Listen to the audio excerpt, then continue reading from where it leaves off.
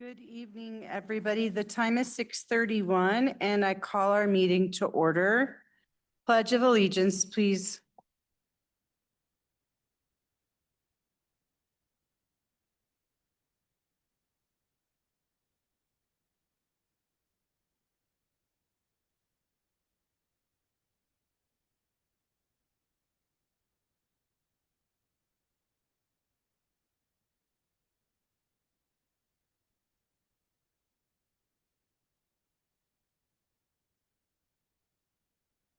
Roll call, please.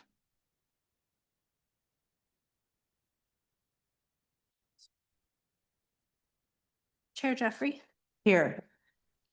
Board Member Westcott, Here. Board Member Strock, Present. Board Member Fiddler, Here virtually. Board Member Green, Present.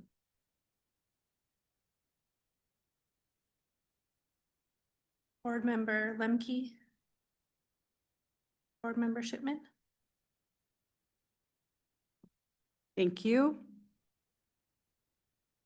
May I have a motion to approve tonight's agenda?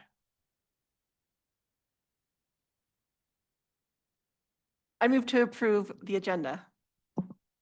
Second. We have a motion and a second to approve tonight's agenda. All those in favor, please say aye. Aye. Aye. Any opposed? Our agenda is approved.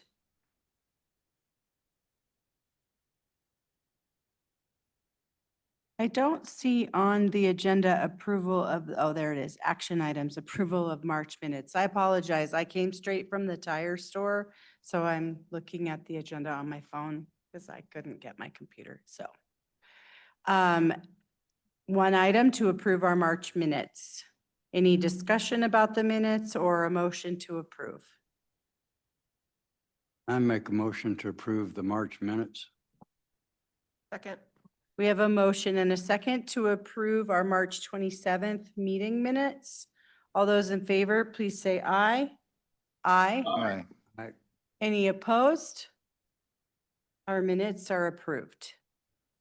Presentations tonight. The first item under presentations is our flow meter replacement update. To whom am I deferring? The Ramey team? Awesome. Good evening. So in your packet, there was some information sent to you. Heather, would you go ahead and put the PowerPoint up, the presentation, please?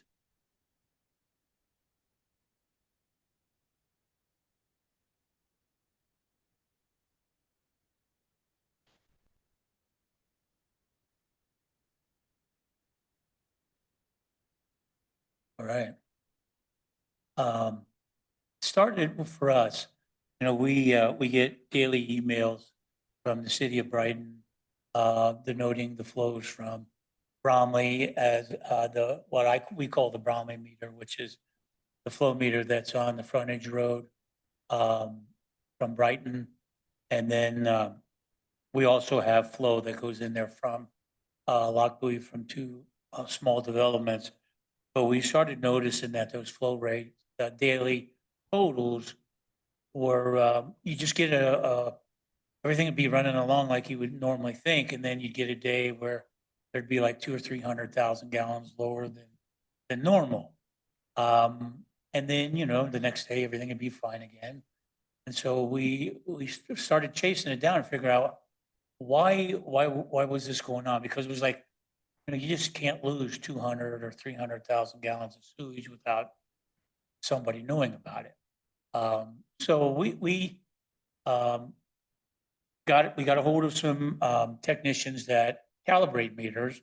We thought, well, maybe there's a calibration issue. So we had him come out, named Jeremy Mogart. He works for Ted D. Miller, and had him look at each one of the flow meters. And that would be at the treatment plant, both influent and effluent flow meters, then the Bromley meter, and then there's a meter over at Silver Peaks off of Jewel, and there's the King Street meter.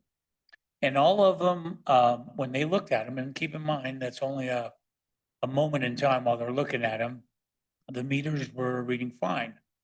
And so, we calibrated every one of them just to make sure. And we just thought, okay, well, let's just see how things go from moving forward. Well, moving forward, the Bromley meter kept showing up, and it started getting more consistent, where we would be 300,000 gallons a day less. So at that point, we figured, well, there's something wrong down with the meter itself.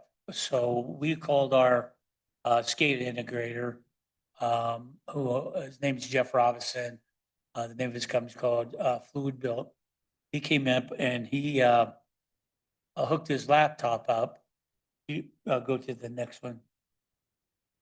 And this is what a graph that he pulled off of a 1 day's flow. And you can see that part of the day, things are working fine. Then we lose a signal for quite a while, and then you pick it back up, but then it's erratic. So the red would show you that, okay, we're getting a signal. And then where the white wasn't, where the white is at, that's where the signal would drop off. Go to the next one too. You can kind of see from his screen when he hooked into what we would call the HMI on the flow meter. So luckily we had him there, because every time we were there, it was only just for that instant in time, like I say, to have him to be able to pull up a full 24 hours. You could see that, that was, there was some problems there.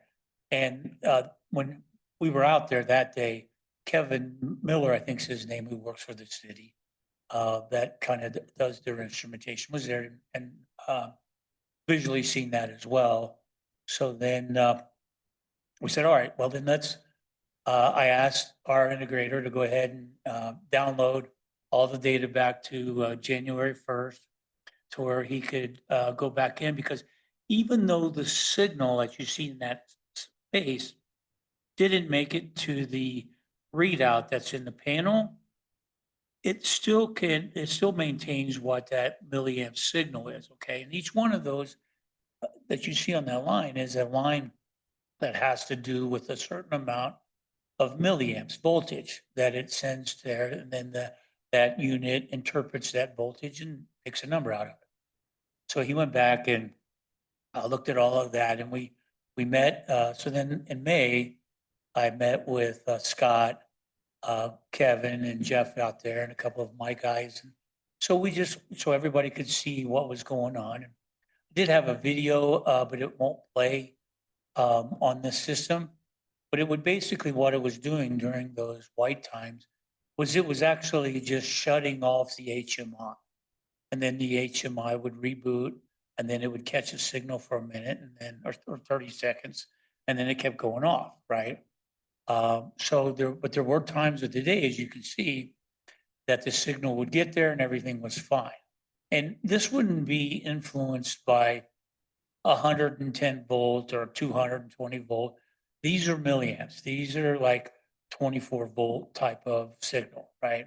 Very small. So we went out and then we provided a tour to the City of Brighton staff to show them, what the Silver Peaks meter looked like, what the King Street, and then took them over to the wastewater plant, and just said, like, at the time when we were meeting there, you can go to the next one.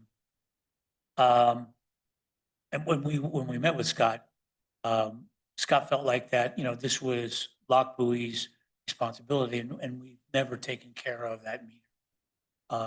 Kim Schoen, who used to be the superintendent when Brighton had their treatment plant, he was the one that got it calibrated and would send us certification statements from their person that calibrated those. So, but I understand, I understand Scott's position too, is that he goes, well, should be your meter since you're the one that's billing off of it, just like his water meter. But, nowhere in the agreement does it say whose responsibility is. And that's not always the case in all utilities. A lot of utilities will maintain their own flow meter, especially if they're getting billed for it, or at least have a hand in it, right? And so, and that's why that's why the signals went to Brighton and not to Lochbuie. So I said, well, I'm sure the town, and I kind of discussed it with AJ and Kevin, that we'd be favorable. And I mean, since this is something we do all the time and we've got 4 meters that we already maintain, to maintain their meter, wouldn't be that big of a deal. I mean, it would be no additional cost. We would just make sure that everything worked all the time. And Scott thought, well, that might be a favorable recommendation as well. So you go to the next one. So we had, while we were going through, it took the integrator quite a while to go through 5 months of daily data. And not all of it was really clean. I mean, there were some spots where the data didn't kind of make sense. But based on what he could get out of the signal was he came up with what would seem to be normal flows that we're receiving prior to January. And so he provided all this, part of that data. And so we went through it and said, okay, we'll put a spreadsheet together that showed what the flows, what we received from Brighton. And then we correlated those to the meter readings that the integrator gave us back after he interpreted those signals. And then it showed that, there was quite a bit of water that was unaccounted for. Heather, would you do the next one, please? So based on what we received from Brighton's email, which would be, the months on the left, the second column is what we received as a monthly total from Brighton. And then after the flows were corrected, those were the corrected flow numbers. And then that provided a difference, and based on the billing rate of $4.19 a thousand, which is approved, I think we'll say 3 years ago or 2 years ago. Those are the numbers that we came up with that based on billing. So that'll be for further discussion between you guys. You hit the next one if you. So what we talked with Scott about was that, we just standardize everything, okay? The meter that we have in King Street has the ability to send a cellular signal from midnight to midnight. And so we felt like, well, that'd be the proper way to do all of it, okay? The 4 that matter the most, the Influent, Silver Peaks, King Street, and the Bromley meter, and then we standardize them.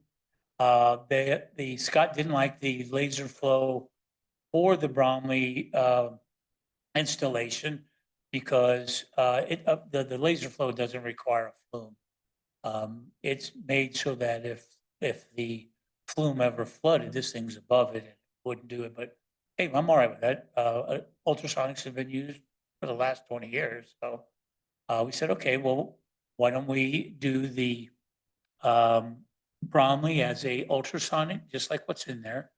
But in a MISCO where we can get a cellular signal off of it that we can send to up to, I think it's 10 people. And we're allowed to have 9 sites on that software. So if anything else ever came up in the future, you'd be able to do that as well. And the software is $500. You only have to buy one set. Then you can identify people by email who you want this signal to, or the flow readings every day to go to. And then what we would do at Silver Peaks is take that flume out and put in a laser flow in there, which is a much better fit on lower flows, especially at nighttime.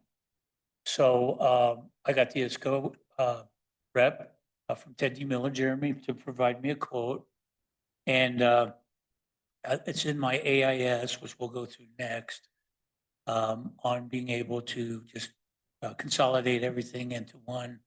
Anybody at the utility department for Brighton would get a daily email. Everybody staff-wise at Lochbuie would get a daily email. There would be a monthly report that would show dailies all in one, and it would all be CSV values, which then could be extracted and put into a spreadsheet.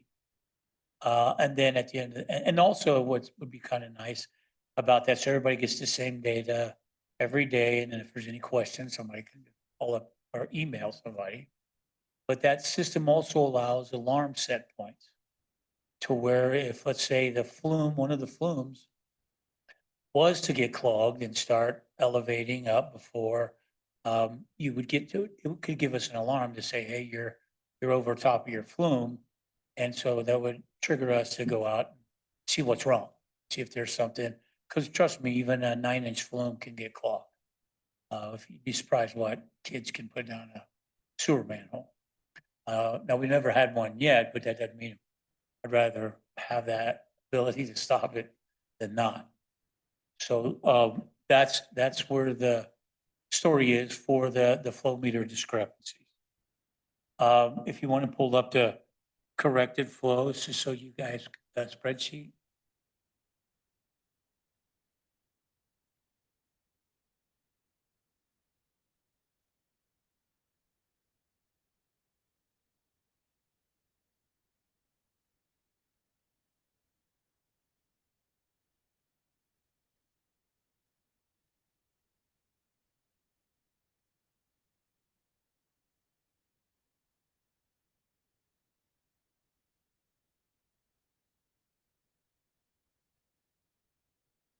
There you go. So this is how we arrived at everything. Once we got the information back from Jeff from the SCADA integrator, we went in and corrected the numbers. We didn't correct anything on Silver Peaks because we didn't have any issues with the flow numbers. And so, and that spreadsheet, I'm happy to share with anybody and everybody, as well as the raw data that the integrator took off. So if you wanted to have a third party look at it to make sure that we weren't trying to pull the wool over your eyes out, I don't have a problem with that at all. I don't have nothing to hide. And then lastly was, so I went out and got a quote. If you'd put up the AIS, that's an agenda item summary that Lochbuie Town Board uses. And it's a description of all of everything I've told you so far. But I just wanted to show you the table of what the costs are going to be to standardize the equipment. That'll be up to all of you to decide how you want it. And you can just scroll down. What? You had a busy screen.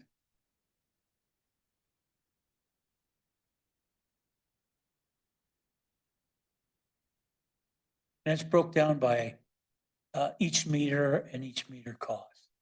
So that way there's no, one side's not. So for the Brahmi meter, it's $75.95 plus $3,000 for the install, because it's a confined space. It's going to require quite a bit of people to go down in there to do that. Got to have 3 people on site. And then the Silver Peaks, that meter is 16,500, which is just like the King Street, and it will require a confined space entry as well. And then the one for the influent is 5,200 plus the 3,650. What's inside there is all of the equipment accessories for the flow meter, plus the software, the annual cell service. Each one of those meters will have a $35 a month subscription fee for that cellular service. And then the installation, each meter, the company came back as $3,000 for each location. And that's included down below all of this is everything that's included in the quotes. So I'm here to answer any questions. I'll roll that all the way down so they can see, Heather, that it's all attached. There's the flow meters. Then you can see the next page down will be the installation costs. And this way you can see that it's, we have them do it just because you just want to make sure that, we didn't install it incorrectly. Just so that there's some transparency on Ramey's part. Did anybody have questions about this after reviewing their packet? Mr. Struck? Yeah, I have one. You know, going back over the flow rates, you know, for a few years, you know, the thing really started in May of Mhm. 2024. And so I was kind of wondering why we decided to ask for reconciliation just for this year rather than going back that far. Only because the data that that the integrator could download doesn't allow him to go back that far. So to try to pull out something, now maybe Brighton could pull that, that information off of the email that they get. But for us, I mean, that was all he could grab off. Or it'd be nice if they would. My second But then question, again, I don't even know that they can. I mean, I'm just maybe saying, not. maybe. Yeah. What we have is good.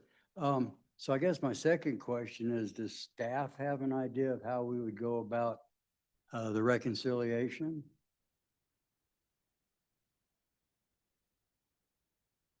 I think the information there, there was a table, and I think it's in your packet that has some costs. I think that's a pretty good handle on what the difference would be in billing.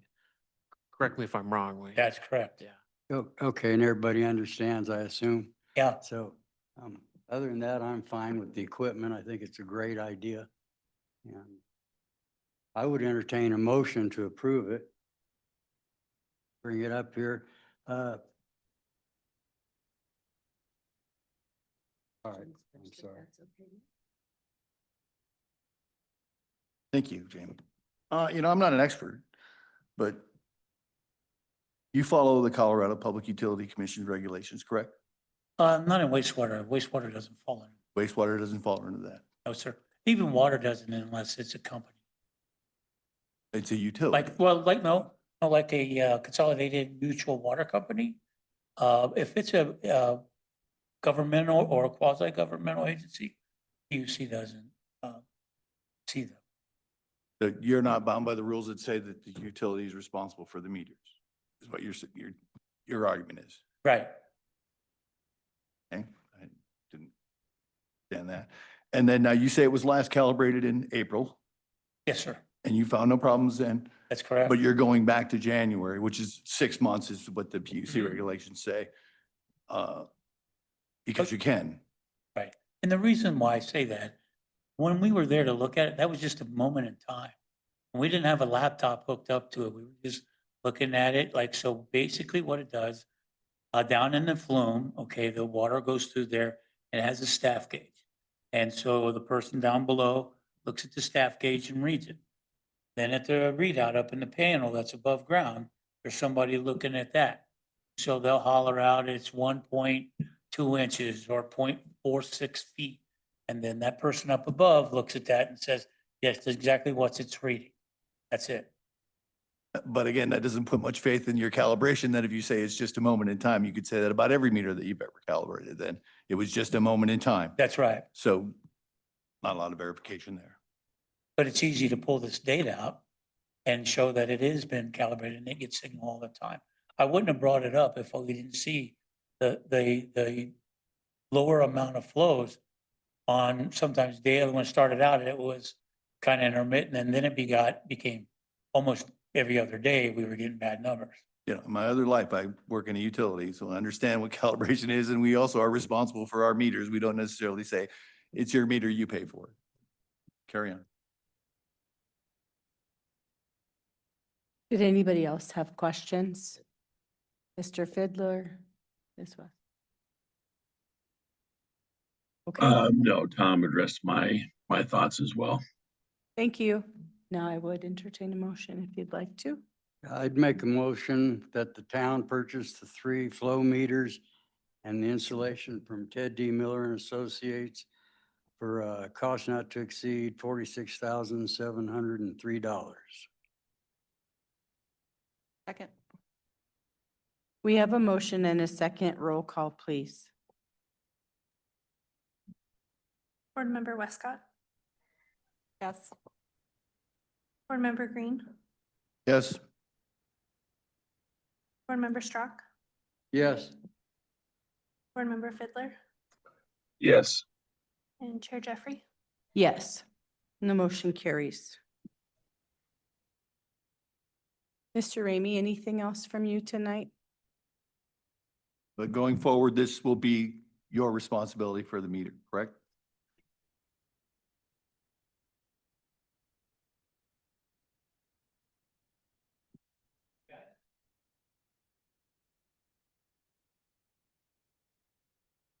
Thank you. Yeah, I'd like our attorneys to work together to just have an MOU to clarify exactly that going forward, who's. Thank you. Our next presentation, because we're A and B kind of together. Is there more that we need to do on the billing figure at this point in time? Okay.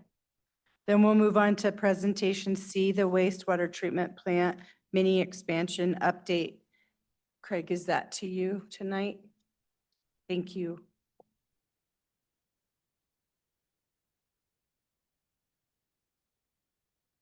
Good evening, members of the board. Thank you for having me. I'm here to answer any questions about the supplemental capacity project. This is the lower expansion project at the wastewater plant.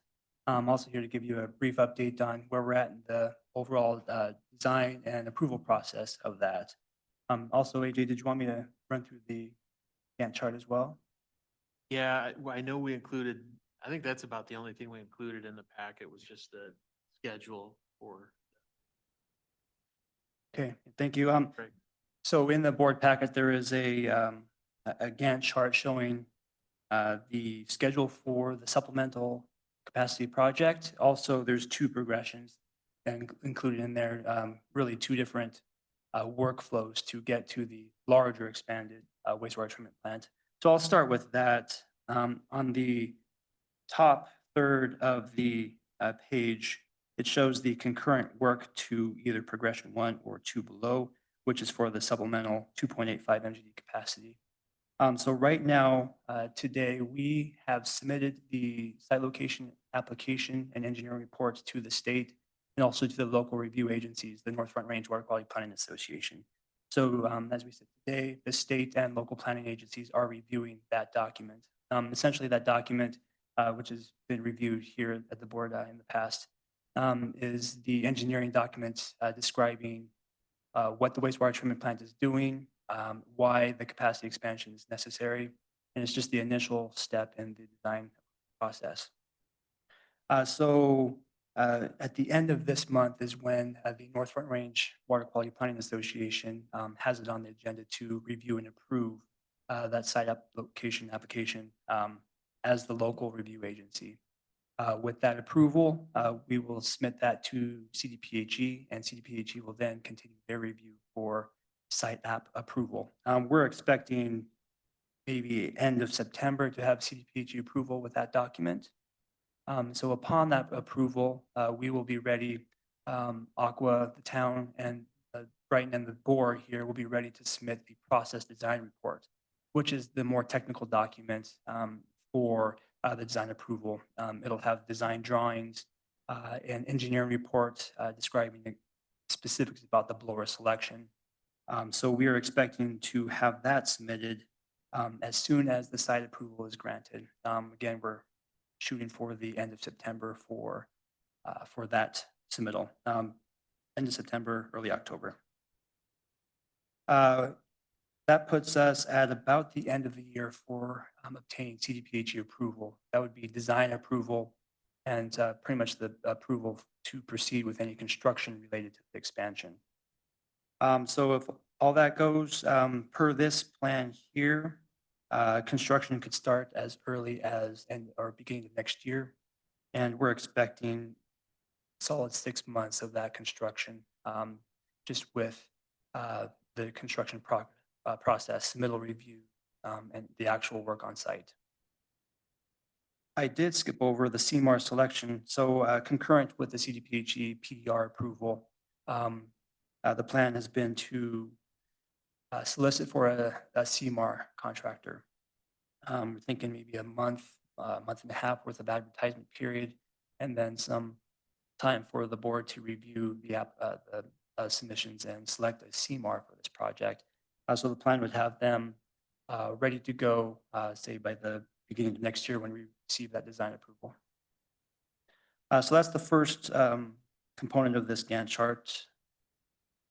The second half here, progressions 1 and 2, are two different workflows for the larger treatment plant expansion. So currently, we have a design started for the 6 MGD expansion. That is progression number 1 shown here. We're nearing around the 30% level there for that design, but we haven't worked on it recently. Given these two different progressions, because the ultimate capacity of this plant, we need some guidance from the board on this item. So the two different progressions are a 6 MGD expansion project and then a 4 MGD expansion. The difference between the two in the overall schedule is about 8 weeks, about 2 months worth of time. The 6 MGD expansion project, we're anticipating, I think I had in here 9 months of design remaining in that project. For the 4 MGD expansion project, there are additional 2 months to that schedule because of the progress we've made towards the 6 MGD expansion. Have to backtrack a little bit to make sure that the 4 MGD is being appropriately designed for. So that would be an updated basis of design. We'd have to go back and look at some of the engineering reports as well, just to really bring back that capacity back down to the 0.4. Overall, the design for these projects, we're expecting through mid next year. And then sometime Q1 or Q2 of next year, also soliciting for a CMAR, bring them on during the design phase of the project so that they can perform constructability reviews, value engineering reviews of the design, and just be really a partner in the design process.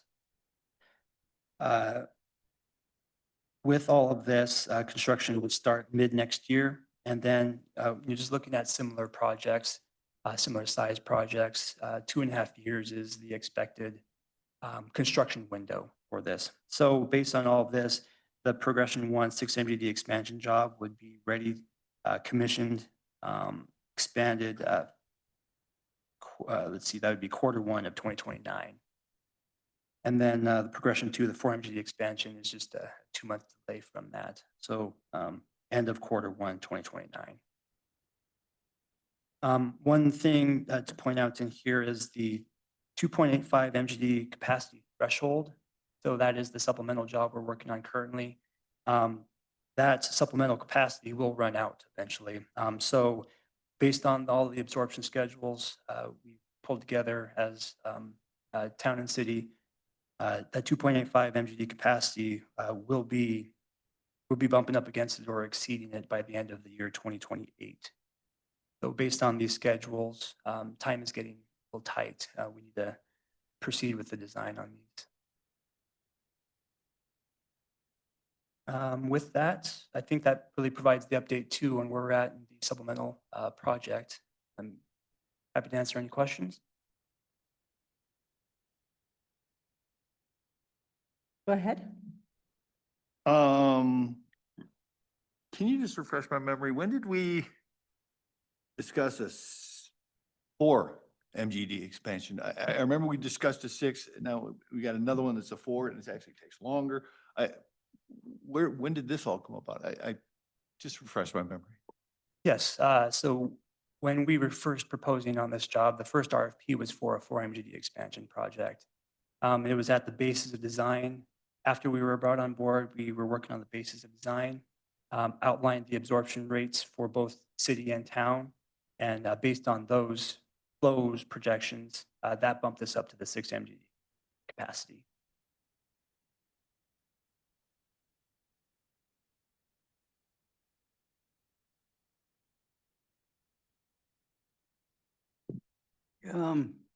Yeah, I'm kind of naive and I'll ask probably a stupid question, but so the first thing we're doing is we're going to do like a mini expansions to get up to the 2.8. Is that correct? Yes, sir.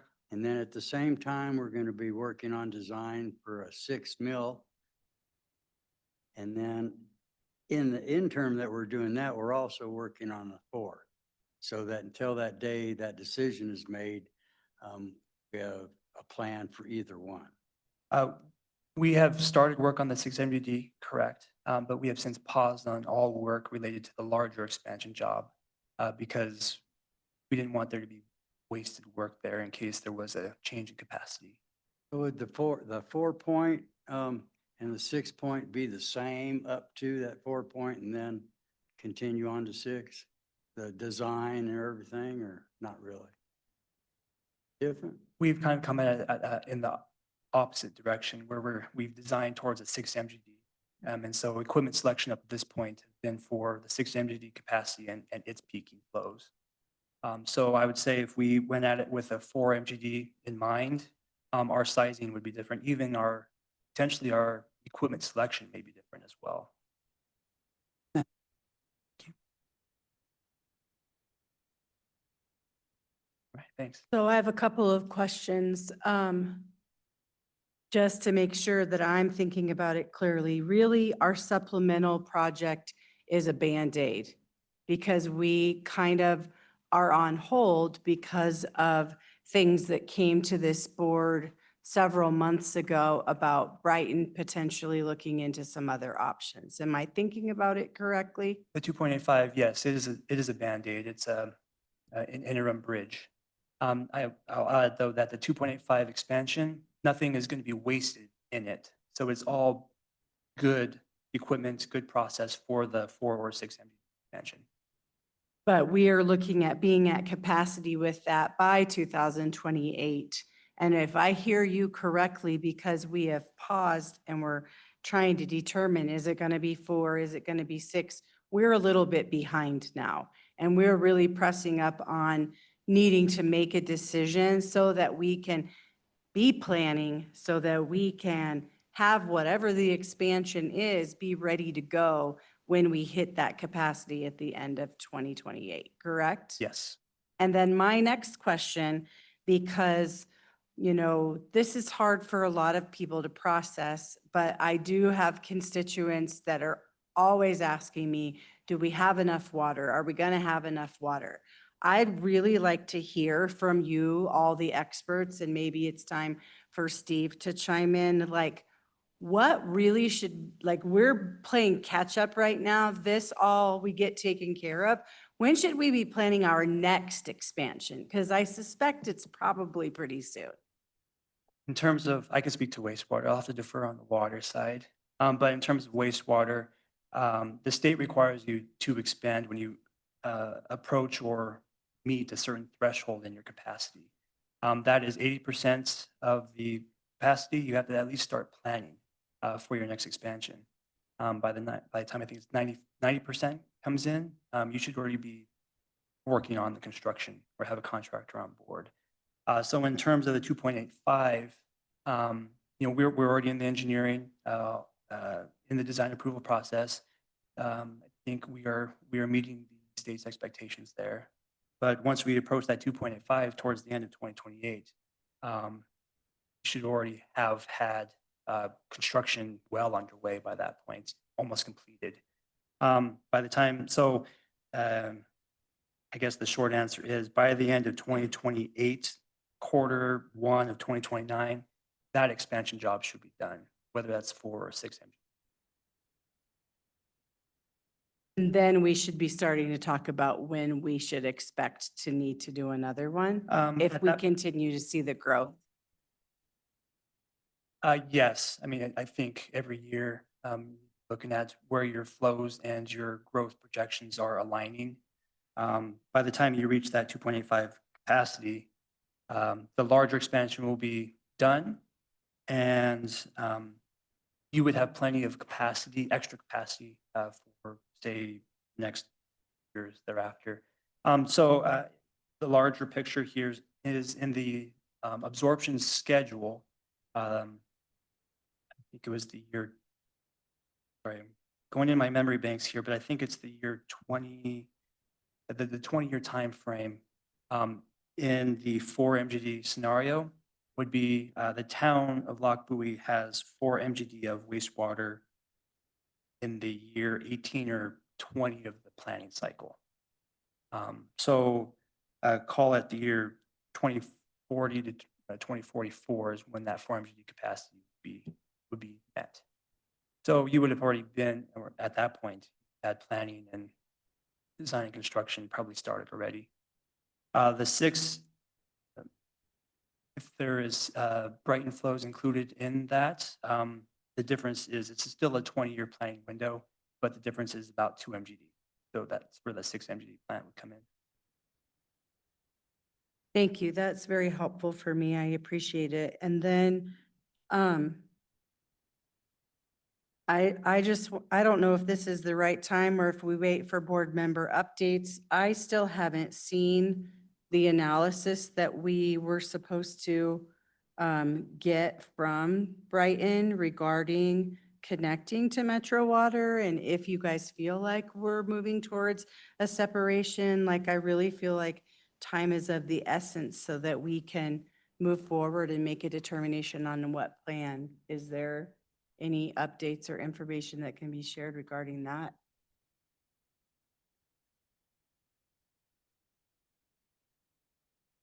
We've had some staff discussions about that, and yeah, I know, I mean, I've had meetings with Michael, and we'll be receiving some information on that.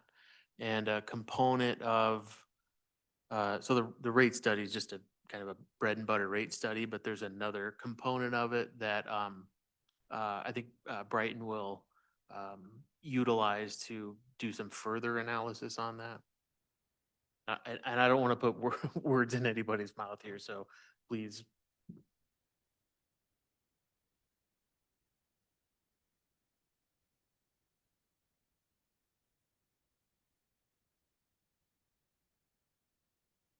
Oh, okay. Everybody good? I'm Scott Olson. I'm the Director of Utilities for the City of Brighton. So between myself and our finance director, we've kind of done some math to explore these few options. And we feel that for the benefit of both communities, that the path forward would be the City of Brighton to go to Metro and Lochbuie to basically get the capacity back in the existing plant, and they can continue. And if there is a needed expansion for Lochbuie's growth, planned growth to go to 4 MGD, you know, you guys could be on that path in Lochbuie. What we are kind of missing, that, like I said, this is just back of the napkin math, our best guess. What we're missing is this rate study that's really going to tell us what is best for both communities. So if we can work together to do this rate study and look at 2 scenarios, the 2 scenarios being we stay together as one sewer board, and the other one is we split and City of Brighton goes to Metro, we can truly understand what the best decision is for both communities. And we've been working to try to get that scope of work together for the rate study. It's just been taking some time on the back and forth. We submitted some comments back to the Lochbuie staff. I don't know how long ago it was now, but we did just hear back, I guess, about an hour or 2 hours before this meeting. So we haven't had a chance to fully absorb what's in that email, but I'm hoping that we can get back on a path so we can get the rate study and see what's best for both together. I hope that answered the question. That's super helpful, Scott. Thank you. And then if we do get this rate study moving forward, how long does a rate study typically take? Like, It depends. Katrina may be able to answer that better, but I would say something where we have data coming from both entities, it can be more challenging than when one entity is providing data, maybe 4 to 6 months. Hello, Katrina Asher, Finance Director for the City of Brighton. A rate study like this is essentially 2 studies. We'd be looking at, as Scott said, one scenario where we stay together, one scenario where 2 entities go their separate ways, and how that would affect the rates in both of those, so that the board would have some comparative information to be able to make a decision on that. When you're doing it at that level, and as Scott said, with information from both entities, I would guess 4 to 6 months. It depends a bit on on the firm that we choose and then they would need to build these models for us. So it would take some time.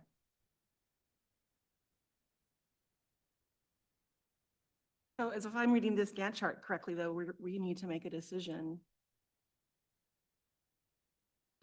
It says on here 9/1, which is in 7 weeks. Am I misunderstanding something?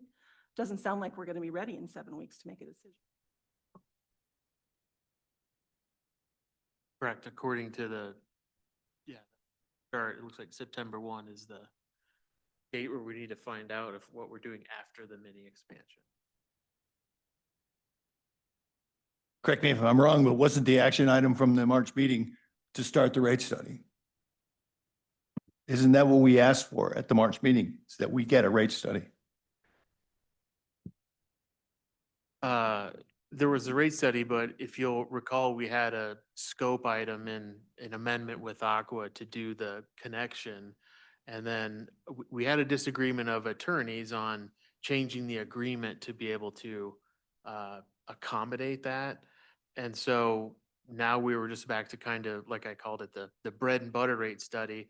But there's this other component that, Brighton will use that information for to do some analysis. But we haven't even done the bread and butter rate study. And the last one was 2021, correct? So we're really we're operating on 5-year-old data when none of all of this is even reflected in that. None of that is reflected in the fees that we're asking for. 5 years ago, I don't think there was discussion on Brighton separating from Lochbuie. I think that only happened in June of last year. And another thing I want to clarify here, we met the threshold long ago. We still hadn't begun the plans for it. So to blame Brighton on this one is not correct either. We hit the threshold that would require the beginning of the planning to start this operation long before we actually started this, correct? Yeah, I don't know the exact dates of when capacity was hit and everything. I think Lochbuie would have to answer that about their plant. But I would say, yeah, that's accurate. I believe that was answered at a previous meeting by Wayne when we had got into this. Were we late or not? And come to find out, we were not late in starting the planning for it. We've been delayed in finding out what we're ultimately doing. But we're doing our best to get the numbers and so you all can make your decision and we can move forward with whatever we need to do. Okay, thank you, everybody, for all of that information. I have one more question for Mr. Matsuda, and then I know other people have questions too. Knowing that it's imperative that we make a decision and get things continue to move forward. My question is there a reason why we wouldn't just go with the 6 and go with the 4 instead? Like, is it a waste? Is it like, help me understand the big picture? I don't even understand why we would look at something smaller when all of our projections say this area is going to continue to grow. If you oversize the plant today, you're installing equipment that might not be utilized for 20 years. There's a service life of that equipment. So we don't want to oversize the equipment.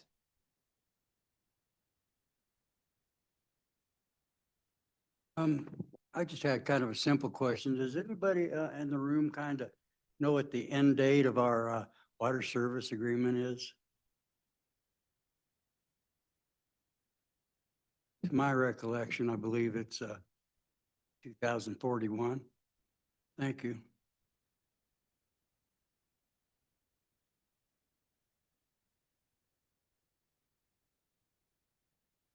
I don't think my question actually got answered, which was if we have to make a decision by September 1st, what's going to happen? Because it doesn't sound like we're going to be able to. So where does that put us?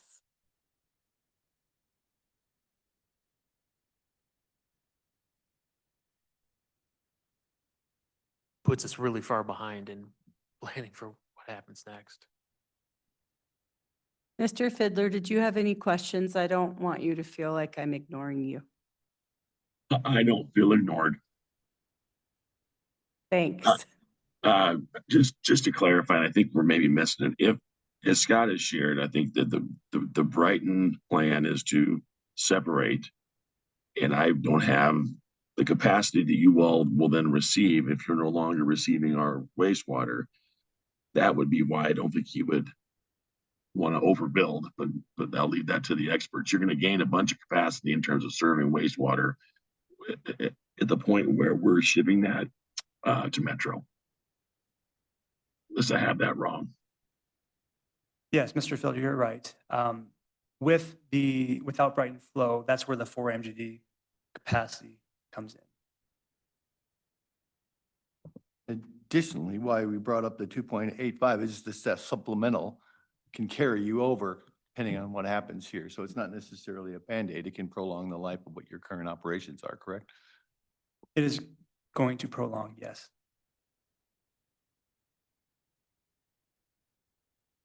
Okay. It just feels like a decision's already been made and we're kind of just waiting on whatever comes out with the rate study.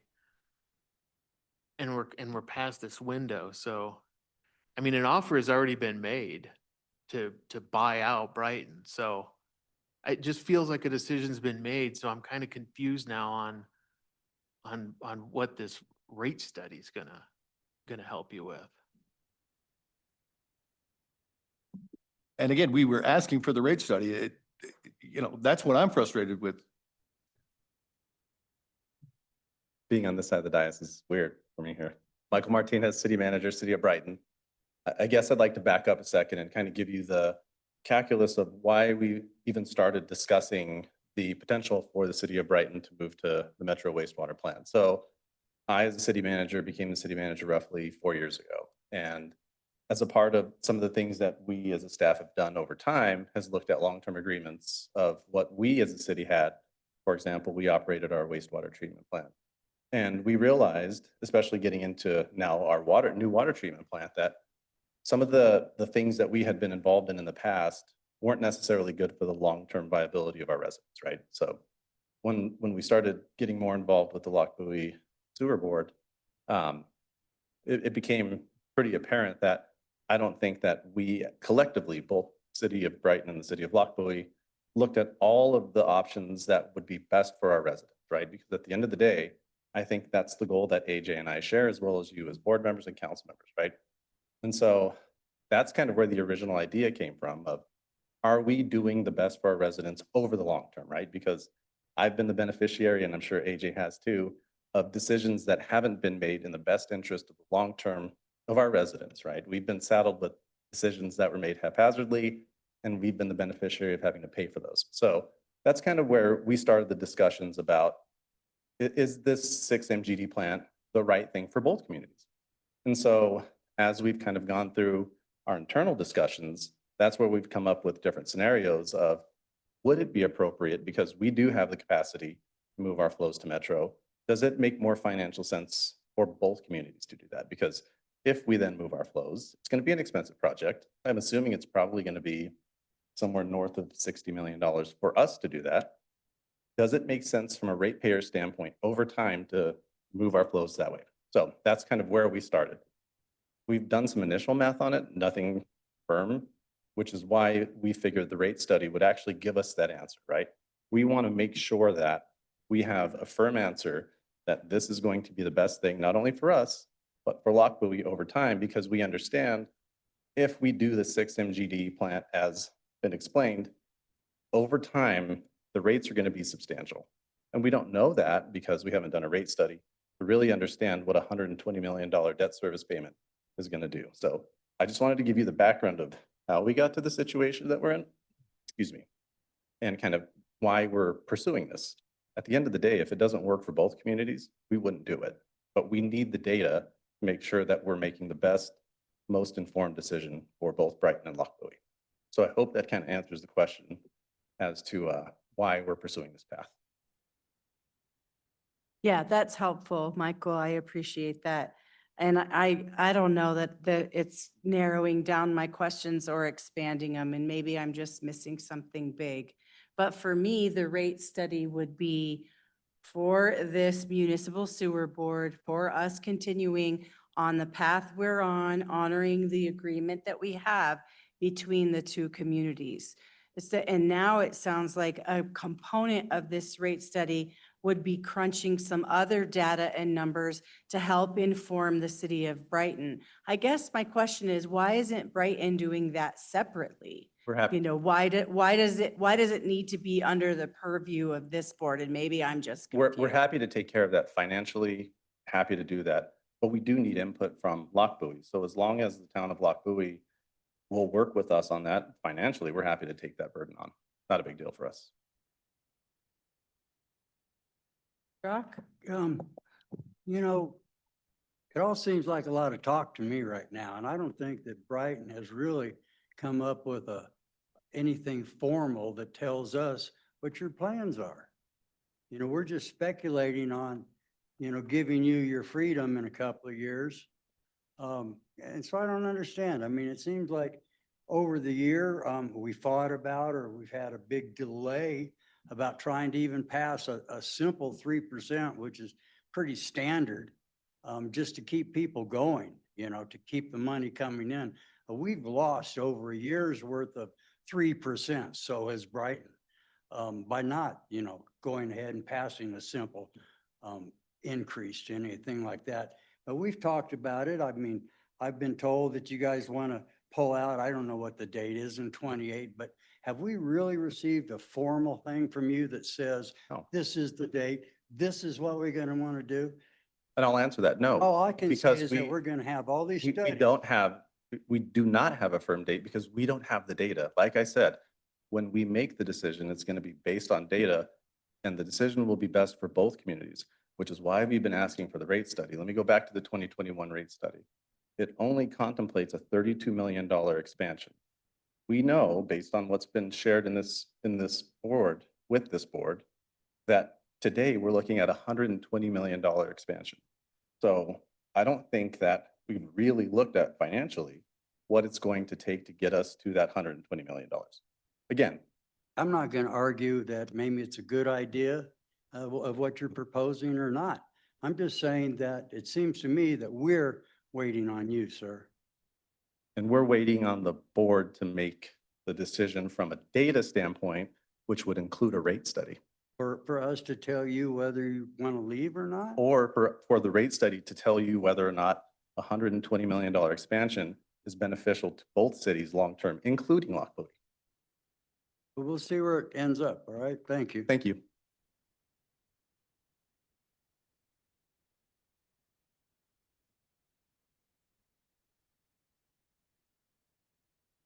All right, let's move on to a financial update then, please.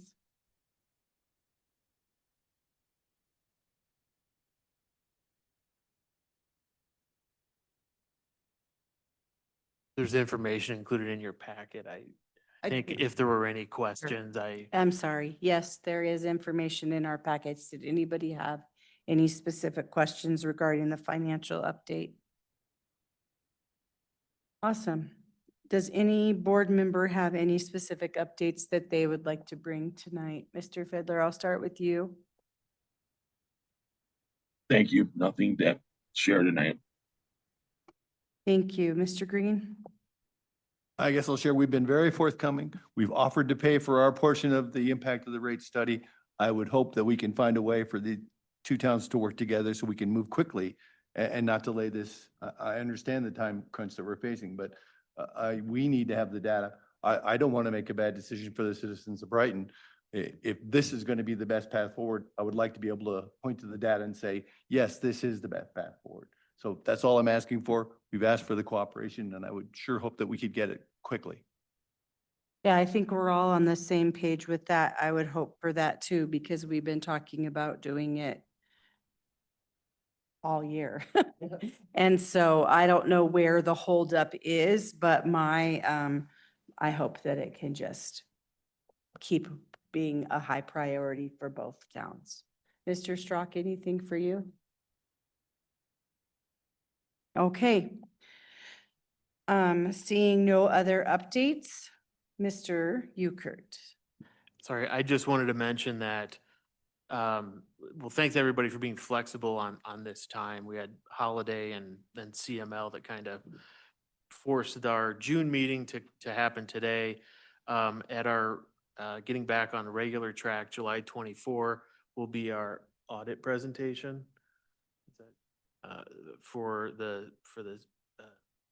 wastewater utility.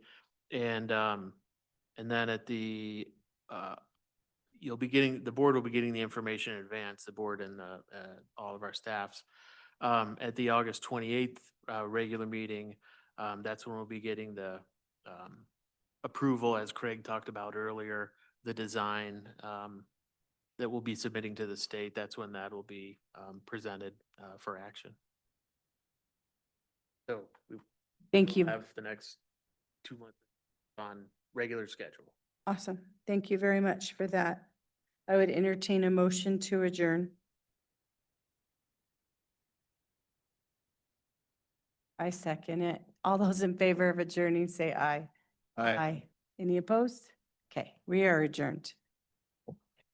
Thank you, everybody. 7:33.